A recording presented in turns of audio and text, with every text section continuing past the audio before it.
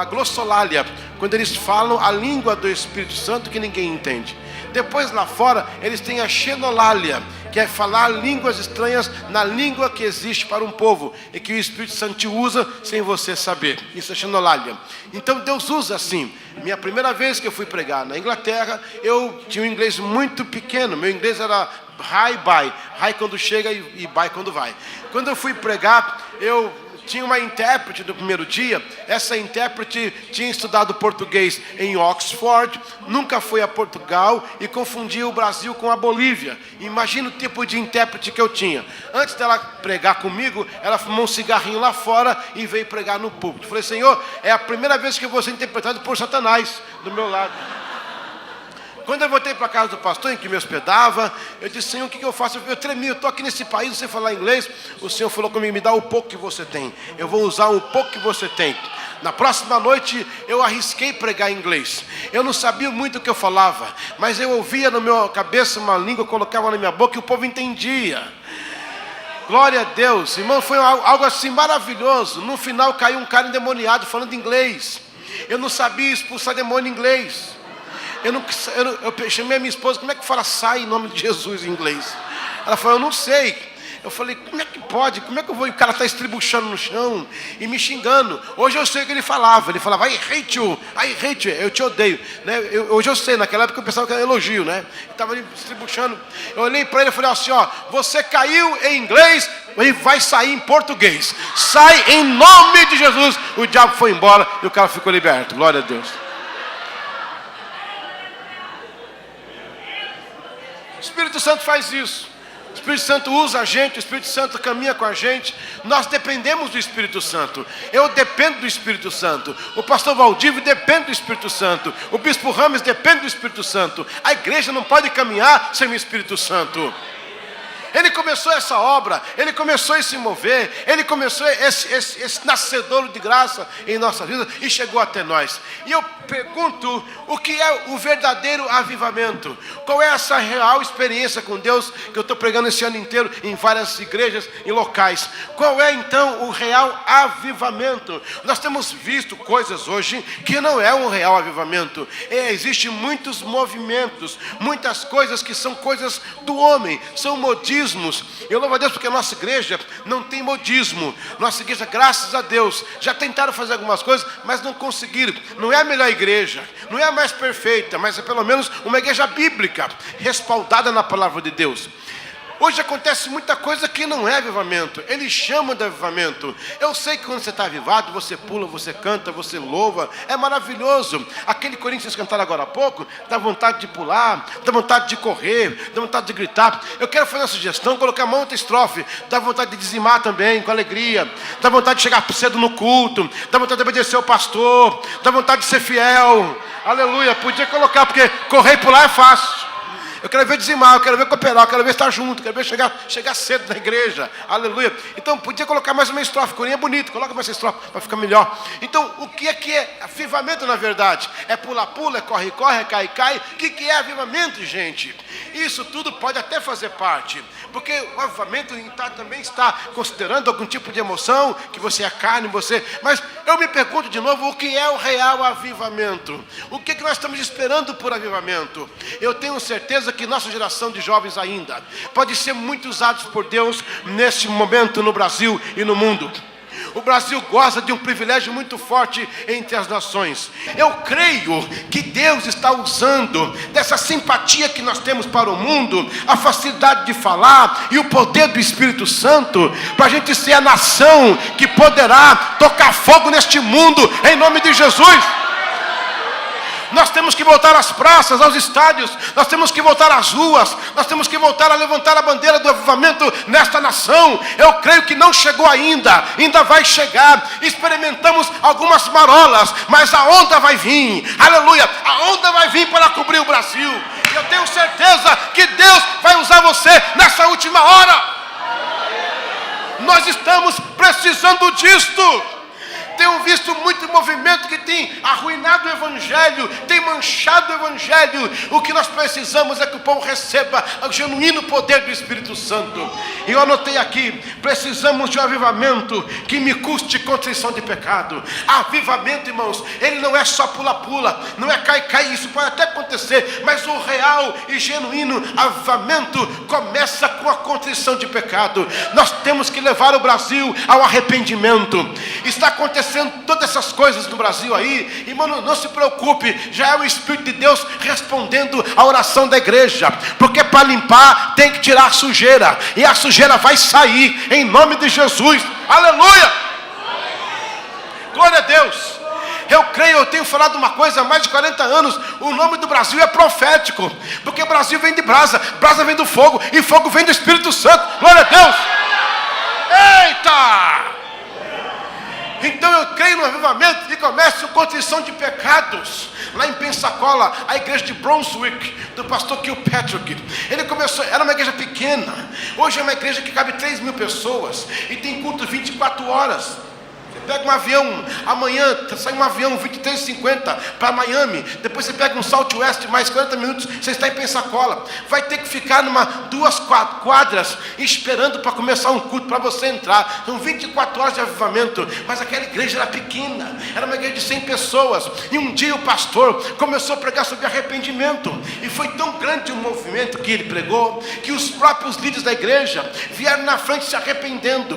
No outra semana disseram: pastor, prega de novo sobre arrependimento. E ele voltou a pregar sobre arrependimento, e Deus começou a fazer coisas tremendas. Os vizinhos começaram a ser tocados por um sentimento. Ninguém deu folheto, ninguém convidou. A onda do Espírito Santo começou a invadir a comunidade, e gente começou a chegar. Um dia o pastor Kilpatrick estava passando em frente à igreja em Pensacola e viu mais de 50 carros parados e congestionados. Ele parou e perguntou: o que está vendo aqui na porta da igreja? Aí uma pessoa disse: nós somos de várias cidades ao redor, estamos sabendo que está acontecendo aqui um avivamento, que alguém está pregando sobre arrependimento aqui, nós queremos nos arrepender, estamos aqui contritos do Espírito Santo. E o pastor disse: vai ter um culto agora por acaso, vamos lá. Abriu a igreja e começou a pregar. Hoje Pensacola, já passou por Pensacola mais de 3 milhões de pessoas, e a única mensagem que se prega é arrependimento. Então hoje nós temos púlpitos que estão comprometidos com o triunfalismo. É um evangelho sem custo, um evangelho sem sacrifício, um evangelho de um Deus mágico, desculpa a expressão, um Deus motoboy, que você pede, ele entrega e faz a entrega. Há pouco tempo eu via no Facebook pessoas da minha família dizendo: olhe para a gente conseguir emprego, pedindo a Deus para pedir um emprego. A gente orou, a pessoa conseguiu emprego. Na outra postagem colocou assim: estamos aqui na cerveja comemorando aqui com os amigos do churrasquinho o emprego que Deus deu aqui na lambada. Gente, que negócio é esse? Que negócio é esse? Que Deus é esse? Um Deus empregado? Um Deus que faz o que eu mando? Que evangelho triunfalista é esse? Que dá tudo e não pede nada? Evangelho da teologia da prosperidade, onde Deus é nivelado a um comércio financeiro. Se eu fizer, eu vou ter. Irmãos, qual foi a casa própria que Paulo teve? Qual foi a riqueza que Pedro teve? Qual foi o palacete que Jesus morou? Se Paulo nascesse hoje, ele não seria apto para pregar em alguns púlpitos de algumas igrejas. É um evangelho do triunfalismo, um evangelho do comodismo. São tantos tipos de ismo que existe hoje. Está na hora de levantar um evangelho cheio do Espírito Santo, condenando o pecado, a justiça de Deus nesse país. Aleluia! Nós não estamos precisando de impeachment, nós não estamos precisando de novas eleições, nós não estamos precisando de novos líderes, estamos precisando de um país ajoelhado aos pés de Deus, clamando por salvação e justiça nessa nação. Aleluia! Nós temos que voltar. Glória a Deus. Um evangelho que me custe contrição de pecados, um evangelho que toque as pessoas, que eu não precise fazer tantas coisas para tocar o pecador. Jesus estava sentado no poço de Jacó, e a mulher saiu para pegar água. Ela veio meio-dia, porque de manhã estavam outras mulheres, e ela era rejeitada na cidade, uma mulher que era prostituta. Ela sai de lá, Jesus parou naquele poço por causa dela. Toda vez que Jesus vai tocar em alguém, ele vai parar no poço, ele vai esperar. Não foi a mulher que foi tirar água, era Jesus que esperava por ela, assentado no poço. E quando ela sai da cidade, diziam: lá vai a prostituta. Mas quando ela chegou, Jesus disse: lá vem a minha missionária. Porque Jesus não me olha através dos meus fracassos, Ele me olha através das minhas habilidades. Aleluia. Hoje é noite de você se arrepender. Hoje é noite de você deixar que o verdadeiro avivamento tome conta da sua alma e do seu coração. Aleluia. Tome conta da sua vida de uma forma poderosa. E começa com contrição de pecado. Pastor, eu estou no avivamento, eu estou pulando, eu estou sentindo. Não, isso não é avivamento. Pastor, eu estou sentindo a miséria da minha alma, do meu pecado me corroendo. Aí começou o verdadeiro avivamento. Aleluia, glória a Deus. Segundo lugar, nós precisamos de um avivamento que me custe testemunho de verdadeiro cristão. Eu não entendo um evangelho em que as pessoas aqui são santas demais, mas quando o culto acaba, viram demônios na rua. Eu não entendo esse tipo de evangelho. Eu não entendo o evangelho da enganação. Eu não entendo o evangelho da mentira. Eu não entendo o evangelho do jeitinho brasileiro. Eu não entendo isso. Eu entendo que o evangelho que custe um avivamento é um testemunho que impacte a sociedade. Os primeiros metodistas, em 1700, eles eram conhecidos não pela carteirinha de membro, até porque não tinha. Não era conhecido porque frequentava um templo numa capela metodista, não. Eles não compravam açúcar, eles não usavam açúcar, porque o açúcar vinha da mão escrava. Eles não usavam colchão, o colchão deles era feno, com pano em volta e couro assim para segurar o estrado, porque o colchão também vinha da mão escrava. Quando chegaram no supermercado, uma pessoa ia fazer compra, não comprava açúcar, não comprava algumas coisas da mão escrava, já sabiam que era o metodista. Não precisava pregar, a conduta deles era de povo assim. Os púlpitos metodistas eram altos e não havia janela. Por quê? Arquitetura? Não. É alto para o pastor pregar no mezanino, como estão os irmãos ali? Não. Era porque a mensagem metodista era muito forte e pesada. Era muito pau que mandavam, muita pedra. O púlpito era alto para ficar dois diáconos embaixo, para impedir o agressor de segurar, de pegar o pastor. E isso que era a mensagem era tão sim, contundente, que as pessoas davam pedradas. O púlpito era alto porque a mensagem era de condenação. Hoje em dia os púlpitos desceram de muitas igrejas, porque também não precisamos mais de púlpito alto. A mensagem não agride mais, a mensagem não fala mais ao pecado, a mensagem não condena mais. Vem como está, desde que você coloque seu dinheiro aqui, não tem problema, fique como está, desde que você coopere. O evangelho não é feito de dinheiro, o evangelho não é feito de arrecadação, o evangelho não é feito de finanças, é feito de fé, é feito do Espírito Santo, é feito de almas que se rendem a Cristo. Nós temos que voltar a isso. Aleluia! Glória a Deus! Eu não sou saudosista, mas nós temos que voltar a isso. Glória a Deus, é hora de o mundo conhecer que nós somos crentes, não pela carteirinha, não pela igreja que a gente vai, mas pela conduta que nós temos no meio das pessoas. Por elas verem em nós algo que elas não têm e dizer: eu quero que você tenha.